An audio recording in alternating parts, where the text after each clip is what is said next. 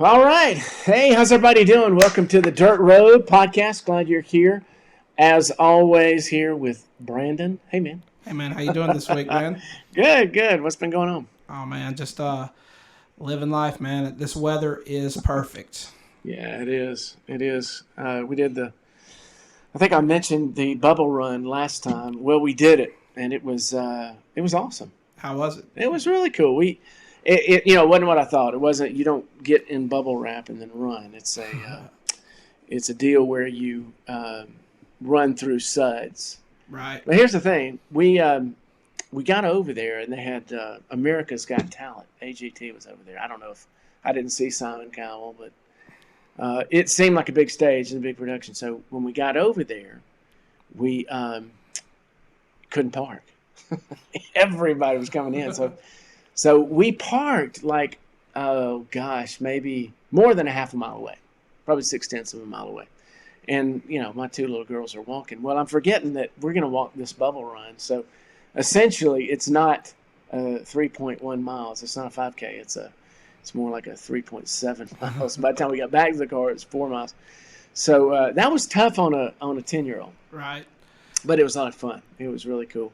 But people were like, we were walking across the street, and people were going, "Where'd you park?" Because they saw with their bubble run shirts on. They were trying to get the same place because I could see their shirts. Right. And I said, "Over there." So anyway, yeah, we had to park a long way away. So it ended up being a 4-mile deal, but it was a lot of fun.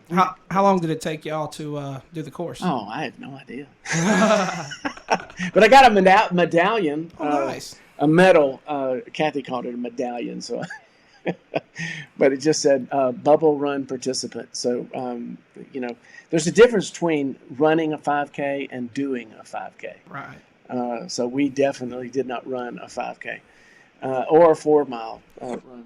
We just hung out and liked to go through the suds. We'd get through the suds and we'd stop and they'd get down in the suds so you couldn't see them. It was really cool. They blow it down and it just makes this massive pile. It looks like a washing machine on steroids. So, and I think they had four times where you came to that. So yeah, it was really cool. Yeah, I bet the girls had a blast doing that. Yeah, they did. They had a good time. And it was a good time with Daddy, and it was a good time with the girls. Right. And then we hit Waffle House. Hey, I love Waffle House. that's the highlight. It is. I get that All-Star Slam, whatever. I think they changed the name of it, but it used to be All-Star Special. Now it's the Grand Slam or something. Yeah, Grand Slam. Something Slam. Something. But it's good. It's good. Waffle, bacon, scrambled eggs. So, yeah, it was good. They always get chocolate chip pancakes. But no, you get a choice. Like we're doing an advertisement for Waffle House. But you get a choice between grits or hash browns. Oh, okay. Just trust me. Always take the hash browns. Because they are so good there. I agree. Oh, man. Anyway, yeah, so it was a good time. It was really, really good. Nice. So how about you? Man, how was your weekend? It was a good one. We had a great church service on Sunday. Yeah, it was great. Just Freedom Baptist Church, if you're in the area, come. Hey, if you're in Hampton, McDonough, need a place to go, we'd love to have you. We'd love to have you. But did a little fishing yesterday. Oh, yeah? Yeah, got Catch out. anything? Yeah, did pretty good. The got skunked on the bass, but the brim were biting good. So you do when you go fishing, you do it from the bank, right? I do. What do you fish with? I have a Lew's ultralight rod. I bought me an ultralight rod, and I'm just learning to fish. Beginning angler. I started this year, and I've just had a blast with it. I've never really fished before. But started this year, and it's just been a blast trying to figure out how to catch the fish, what type of fish are biting, how deep to fish, what lure to use. There's a lot to it. Yeah. It's a lot, and I can see where it takes years to learn. Yeah. But that's cool. Right now I'm on the bank. I think a kayak is in my future. And I'm not there yet. We'll catch a couple brim and some crappie first out the kayak and see how it goes. Awesome. What are we talking about today? Man, well, I would like to start off. Let's just give a shout out to Atlanta sports teams. Oh, yeah? Yeah, that's a phrase we don't get to say a lot. Yeah. But this weekend we had the Falcons with their first big win. Oh, yeah, they beat the Giants. Yeah. We'll take it. Oh, yeah. We'll take it. Absolutely. Braves are looking real good. going into Braves are in first place, 2.5 games in front of the Phillies, I think. the And Phillies. now the Phillies are coming to town. 3 games Yeah. starting tonight, Yeah. so we'll see. Yeah. Wow.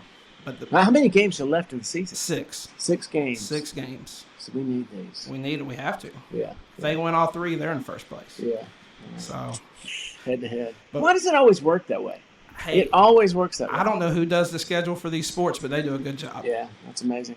So, and then Georgia State did not win, but beat the spread. I think they were like a 26.5-point underdog. Maybe more. We'll come back to that word underdog. Maybe but more. I think they were, and they were up 24-12. I think it happened on the Auburn Tigers. Yeah. Yeah, and who else? Georgia Tech? Georgia Tech won? Hey, there we go. Big victory versus the Tar Heels.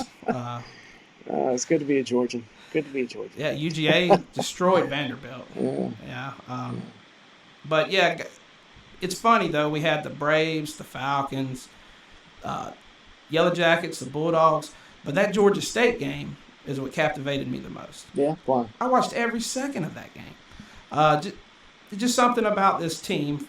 Of course, they're from Atlanta, so there's a little local interest here. Yeah. But they had no business being on the field with Auburn, right? Or so to speak. Like you said, I think 28-point underdog. They were supposed to get blown out. Yeah.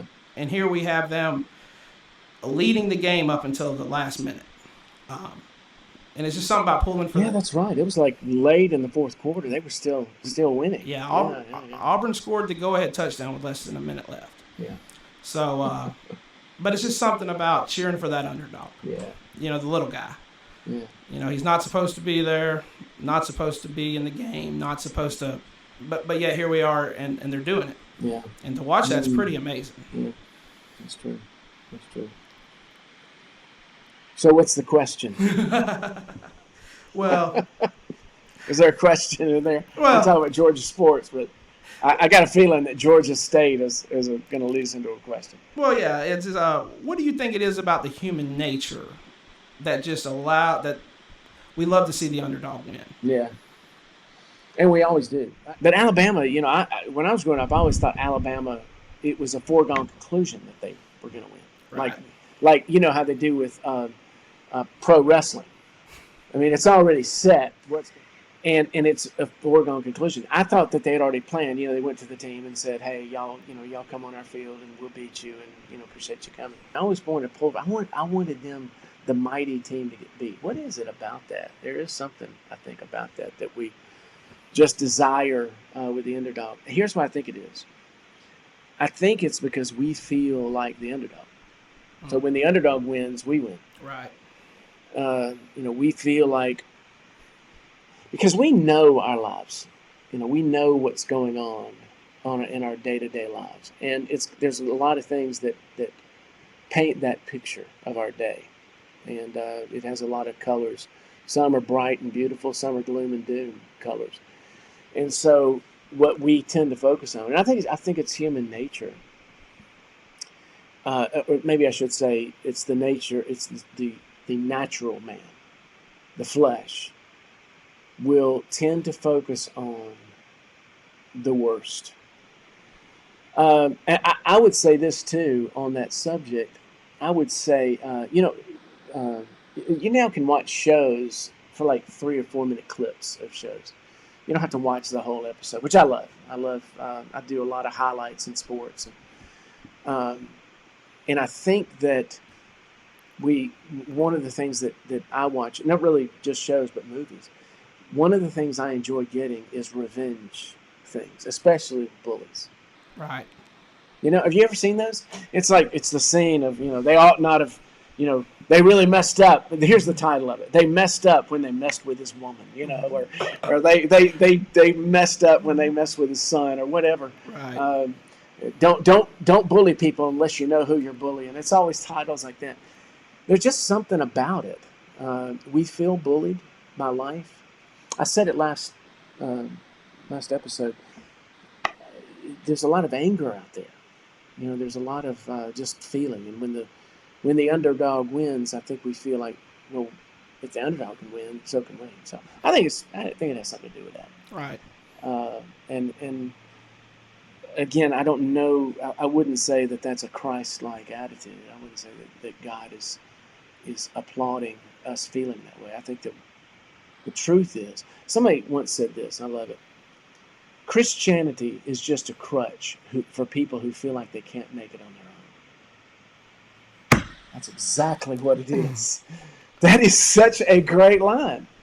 I think what God wants us to do is to forget about trying to get revenge on people, or trying to outdo the bully, or even getting so caught up in sports that you'll spend millions of dollars from just some donors who want their team to be the best. They've chosen the team; they want their team to be the best, their program to be the best. I don't think that is Christ honoring as much as what we do is we say, God, I am an underdog, but I have a champion. And it's not me. I'm not the champion. I'm not looking to overcome this. I'm looking for the one who has already overcome this. So I think that's what we need to do. That's my answer on that. How's that? Is there a greater underdog in the Bible than when David went against Goliath, or is that the? Yeah. I mean, what I think is funny is now in using sports, there was no chance for Goliath that day. He was the underdog. He didn't know who he was going up against. He thought he was going up against a little young man, good looking and ruddy as the Bible says he was. But he wasn't. And David said, you come against me with sword and with shield and with javelin, but I come against you in the name of the armies of the living God, the God whom you have defied. And then he told him what he was going to do. He even said, I'm going to decapitate you. So when the announcer says it's a real David versus Goliath today, I always think, well, yeah, if you mean that University of Alabama is the David and the McNeese State or whoever they've got, the Pudsville Community College is the Goliath. Because the guarantee that day was that David was going to win. I think we missed that, and the reason was because it wasn't David. It didn't matter where he threw that rock. That rock was going to catch Goliath, right where it did, because God was was empowering it. And I think when God empowers, it doesn't matter about me whether I'm the underdog or not. It's God with the power. So in that sports illustration or analogy, David is actually Alabama, and Goliath is the little bitty McNeese State or whoever it might be. And the reason is because they had absolutely no chance. And that's what we know to be the case. But yeah, so that's my take on that. On Georgia sports. There we go. Get them out of the way. One other thing I wanted to talk about here, international news. Man, and it feels like I've been hearing about this my whole life. But this morning, hot off the presses from CNN, South Korea was set to launch a new submarine this morning. A couple hours before they could launch said submarine, North Korea decides to shoot a few missiles into the water. North Korea has fired a projectile presumed to be a short-range missile into waters off the east coast of the Korean Peninsula, according to statements from South Korean officials just hours before Seoul launched a new submarine. So, Kim Jong-un up to his old tricks, shooting some missiles. Yeah. And I think this just ties into a greater question of what do you do? Do we go to war with these guys? There is no easy answer here. But what I'm just trying to do is just parlay this news and this thought into this overall. We see what's going on in Afghanistan. This is continued wars, and it's tough. It's real tough. Like I said, there's no easy answer, but just wanted to get your thoughts on some of that. Well, about should we go to war with them? Is that kind of yeah. Well, I think that war is a interesting thing. Some would say let's war. What is it good for? Absolutely nothing. I don't agree. I think that war is something that we have within ourselves, and we need to go to battle against a spiritual force that we can't see. So on the individual level, then war is a real thing, and I think on the that would be more micro, but macro speaking, on the community, the global level, then I would say there are times that we need to. There was a line from a movie. I would say it. I'd love to take credit for it, but I think it was Sean Connery. Sean Connery said this. What was the movie? First Night. First Night. You ever see that movie? I don't think First so. Night. It was with Richard Gere and Julia Ormond and Sean Connery, and it was about Lancelot. That was Gere, and then King Arthur was Sean Connery, and I forget who the bad guy was. Ben Cross played him, but I forget what his name was in the movie. But he comes and he says, I'm going to take over Camelot, and that's the thing. And the Knights of the Round Table had come to Sean Connery, King Arthur, and said, we may have to go to war with these guys. If you don't do this, we might. I mean, they're powerful enough. We're going to have to go to war. We just need peace. And he said, well, there's a peace to be had on the other side of war. And if that is a fight that I must fight, I will fight it.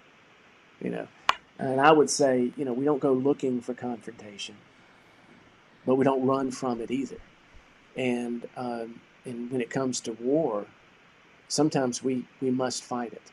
Fight it for, I'm so thankful. Man, I'm so thankful for the men and women in our armed forces who protect us and gives us the freedom to do what we're doing right now, to do this podcast. And so grateful for the men and women and family members who are a part of the military who protect us and make sure that we have the freedoms that we enjoy. And I do get upset when I see people berating that and belittling that. And I would say that, I have no desire for confrontation or for war. In my own personal life, micro speaking, or in our in the United States, for the United States of America, to go to war. But if we have to, at any point, then we have to. Let's fight for the things that we believe in. That's what I'd say. Yeah, I think you made an interesting point there with your movie quote. The war may be okay as long as there is some peace at the end. And I'm not a military expert or anything like that, but it seems to me sometimes these, you hear this phrase, endless wars. Will this war ever end, or what is the purpose of this war? And that's just the only thing that sticks out in my mind is, you bring up World War II. World War II kind of had a clear purpose. We have to defeat these axis of evil. Once they defeated, once they surrendered, the war is over. Let's come home, declare victory, have peace. And I just noticed in some of these modern wars, is there a plan for that? Is there what are we doing? Yeah. It's like, how long can we be at? Where is the peace? When does the peace come after the war? Yeah. And, it's just, it's not easy, but it's just to me, it's a scary thought that once we declare war, it's war forever. Yeah. Well, but thankfully we know it's not. If you've read the book, you know what the Bible says, and I encourage everybody to do that. Every believer to know what this word says. If you know what it says, then you know how this turns out. There will be a war to end all wars. There will be a time that we're going to battle. And it's going to be a great victory. That's what the Word of God tells us. And so all these other things that are going on, we know, regardless of what happens, we know how it ends. And that brings peace.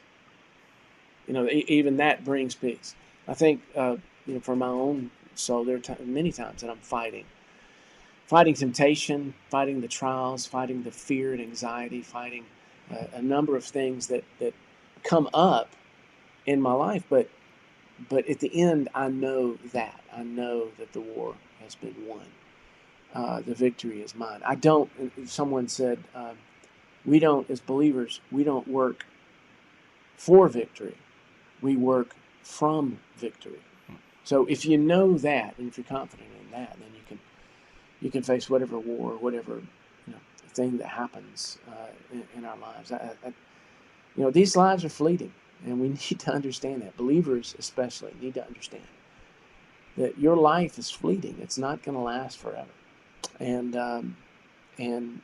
at the end, you are either going to have peace or separation from peace, because He is the Prince of Peace. So I pray that everybody that's listening would have that.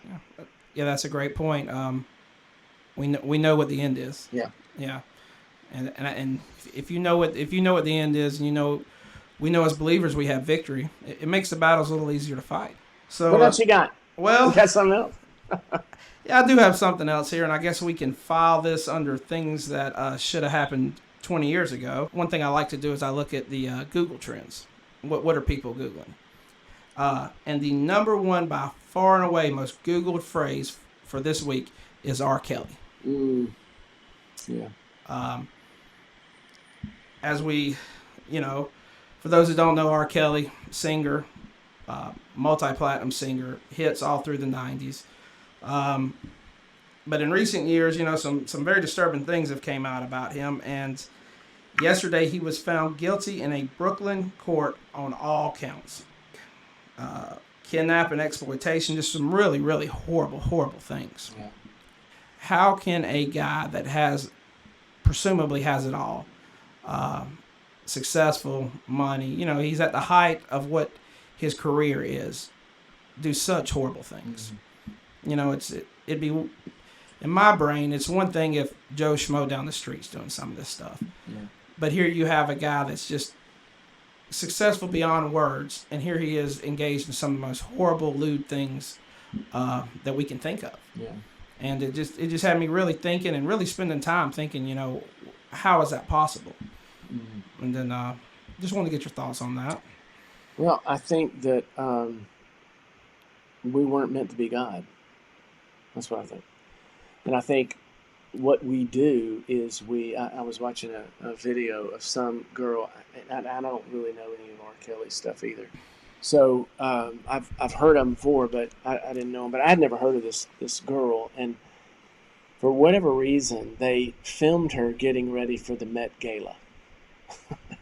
I'm just saying, this girl had an entourage around her. There were people, while she was talking, rambling on about things that really I would love for her to have a pastor. She's a young girl, not particularly attractive, but she's into music. She does music, and I don't know what she sings. I can't remember her name. It's one word. But they were dressing her up as an elf for the gala, and they were putting pointy ears, these diamond-crusted pointy ears that, it was just like, golly, putting her hair up, and it stood straight up in this, I don't know what it was. She looked a little bit like Cindy Lou Who. But, this flowing white gown. Here she goes out the door. She was talking about, they were interviewing because she had said something about she doesn't allow her child to call her mom. Mm-hmm. Just call me by my first name. I don't identify with mom, because mom is not a good word, and mom is, it's too imprisoning. I didn't really follow what she was saying, but I just wanted to talk to her and just say, little girl. I mean, she's probably in her early 20s, got her life ahead of her. My point is with R. Kelly, and I know the charges, and they're horrific and abhorrent, but I just think he was treated like God for so long. He was treated as though he really, really mattered, when he really, really didn't. Because he could sing, because he had a talent. If you can throw a pass to the corner of the end zone, if you can, send a ball 400 feet over, stadium wall, whatever it is, we put you on a pedestal, and we worship you. In the late 90s and early 2000s, it's like Tiger Woods was everywhere. All because he was good at the game of golf, and people weren't good at the game of golf. and nobody could do what he would do. And I think I don't mean to say that these people aren't important. On the contrary, you're important because you're not. You're important because you know Jesus. You're important because he makes you relevant and valuable. But all of these things are going to fade away, and unfortunately, before they can, for some people, Harvey Weinstein. Like, here's an example. Weinstein's an example. But what's the first thing you think of when you think of Joe Paterno? Well, unfortunately, it would be the scandal. Yeah, the Penn State scandal. It's not the fact that he was some incredible coach. Right. It's the fact that he was involved in a scandal. Had a statue out in front of the stadium, right, and it's gone. Had to take it down. Yeah, they take it down, and kids were, the college kids were cheering as it came down. He of course he died in the midst of that, I think. But we get a life. Somebody said, only one life will soon be past. Only what's done for Christ will last. And I think, our world just doesn't get that.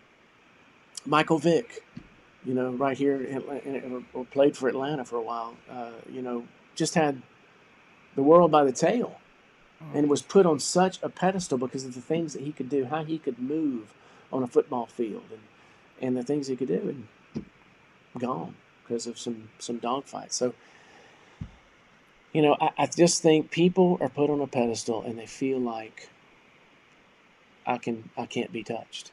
Yeah, it's a good point because with the R. Kelly or Tiger Woods, Mike Vick, any of these people, this didn't happen in a vacuum. No, it didn't happen. No, there are other people. Yeah, other people saw this. Yeah, you have you security managers, publicists, just a lot of people had knew of these things that these people were doing, and because of, like you said, the idolization or the if I speak up, I'm gonna get cut off from this from this cash flow, whatever it is, the fame, made a lot of people silent. Yeah. So, the Penn State one is probably the best example of that.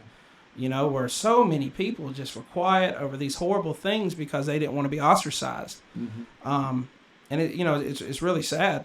Yeah. It's really sad. And to your point about idolizing people, I tell my sons, every human is going to let you down. Yeah.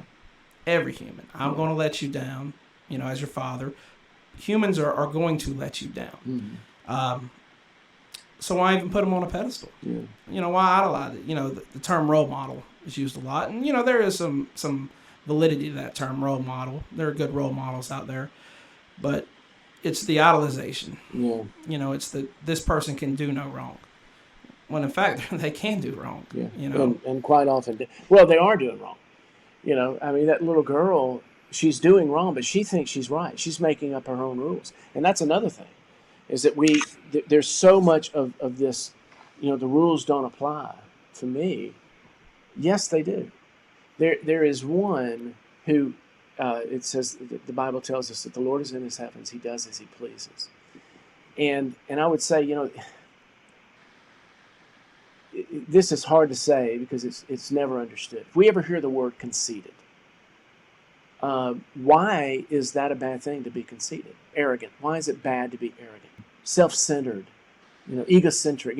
Everything's about him or her, and why is that a bad thing? And here's why. This is so important. The reason that it's bad to be self-centered is because it is all about one person, and you're not him. That's why. It is everything we do is about the person and presence of Jesus Christ. Everything that was made, it says it was made for him. Colossians 1 says it was made for him and by him and through him.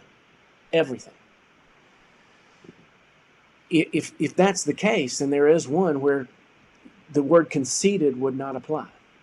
The word arrogant would not apply. He is all about himself. And make no mistake, and this is where it's very misunderstood. Jesus is not all about me and you. Jesus is all about himself and his glory.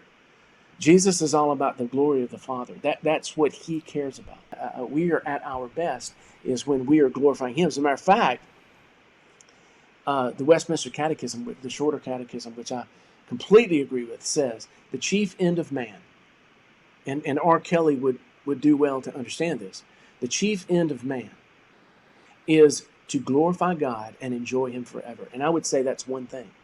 Because when you enjoy, when you're filled with joy, is when you're glorifying God, not when you're glorifying yourself. Whenever you're glorifying yourself and you're doing what you're making the rules as you go and doing whatever you want to do, I think the reason is because these guys are making their own rules. These ladies are making their own rules. I don't want to be a mom. I don't want to be called mom. That's antiquated. That's not for me. I don't identify with that word. That's a bad word. Moms are not good. Man. But if we can get back to making sure we understand it's all about Jesus, and don't be conceited, don't be self-centered, don't be egocentric, don't be arrogant, whatever the word is, don't do that. That only brings imprisonment. Thinking of yourself only brings imprisonment. So that's what I would say to that. I think it's an important point. So, well, this is good, man. We are out of time. Some good stuff. Good to be with you again. You too, man. You too.